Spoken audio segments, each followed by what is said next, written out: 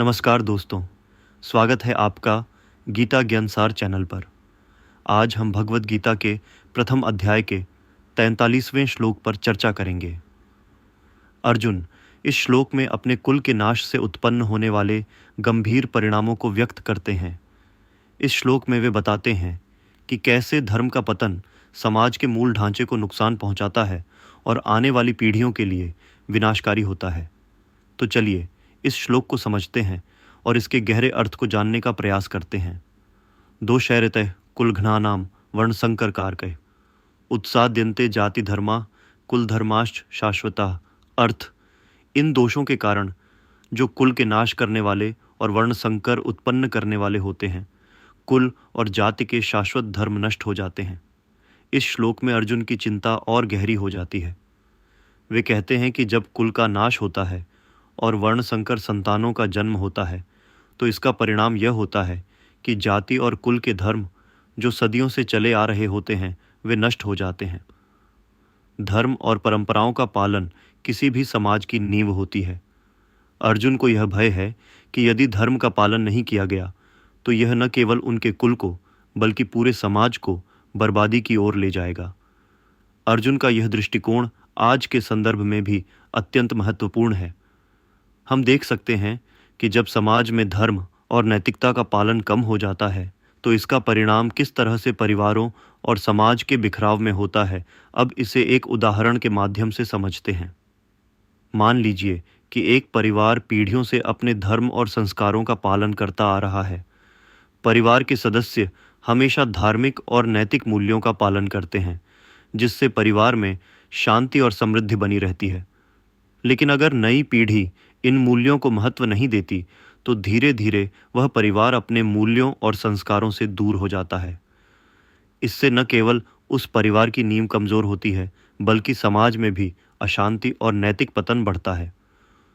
उदाहरण के लिए, यदि कोई परिवार वर्षों से अपने कुलदेवता की पूजा करता आ रहा हो और अचानक नई पीढ़ी इस परंपरा को छोड़ दे तो इसका प्रभाव केवल उनके आध्यात्मिक जीवन पर ही नहीं पड़ेगा बल्कि उनके परिवार की एकता और समृद्धि पर भी पड़ेगा।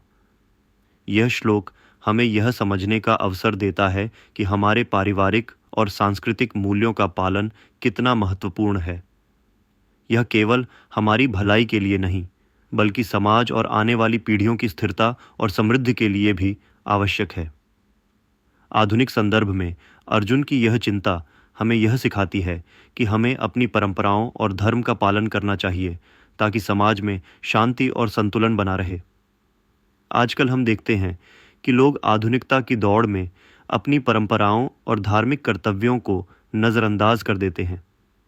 यह सोचते हैं कि ये सब पुराने ज़माने की बातें हैं और आधुनिक जीवन में इनकी कोई जगह नहीं है। लेकिन हमें समझना चाहिए कि धर्म और परंपराएं केवल हमारे जीवन का एक हिस्सा नहीं है बल्कि यह हमारे जीवन का आधार है। उदाहरण के लिए, अगर हम अपने धार्मिक और नैतिक कर्तव्यों का पालन नहीं करेंगे तो आने वाली पीढ़ियां भी इन मूल्यों से दूर होती चली जाएंगी। इससे समाज में नैतिक पतन और अधर्म का प्रसार होगा। इसलिए यह आवश्यक है कि हम अपनी परंपराओं और धर्म को संजोए रखें ताकि समाज में संतुलन और शांति बनी रहे। अर्जुन की चिंता केवल उनके समय तक सीमित नहीं है, ये आज के समाज के लिए भी प्रासंगिक है। जब हम अपने धर्म और परंपराओं का पालन नहीं करते तो इसका परिणाम समाज में नैतिक पतन और अशांति के रूप में सामने आता है। धर्म केवल पूजा पाठ तक सीमित नहीं है, यह एक जीवन शैली है जो हमें सही मार्ग पर चलने की प्रेरणा देती है। यह हमें सिखाता है कि हम अपने परिवार और समाज के प्रति अपनी जिम्मेदारियों को कैसे निभाएं। जब हम अपने धर्म का पालन करते हैं तो हम अपने पूर्वजों की परंपराओं का सम्मान करते हैं और उन्हें आगे की पीढ़ियों तक पहुंचाते हैं। इससे न केवल समाज में संतुलन बना रहता है बल्कि यह हमें मानसिक और आध्यात्मिक शांति भी प्रदान करता है। तो दोस्तों, इस श्लोक से हमें यह सीखने को मिलता है कि धर्म और परंपराओं का पालन करना कितना महत्वपूर्ण है।